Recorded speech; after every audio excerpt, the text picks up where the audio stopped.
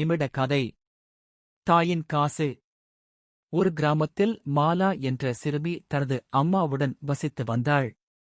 ஒரு நாள் அம்மா மாலாவிடம் ₹1 காசு கொடுத்து, இதைக் கொண்டு போய் வீட்டுக்கு தேவையான ஒரு பொருள் வாங்கிட்டு வாமா என்று சொன்னார். மாலா காசுடன் கடைக்கு சென்றாள்.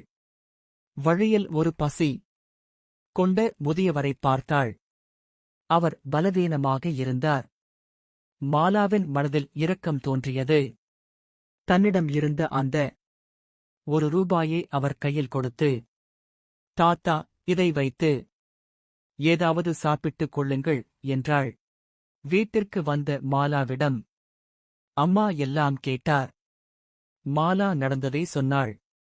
அம்மா மகிழ்ச்சியுடன் அவளை அணைத்துக் கொண்டு, நீ ஒரு பொருள் வாங்கவில்லை, ஆனால் ஒரு பசியான மனிதரின் வயிறு நிறைந்தது.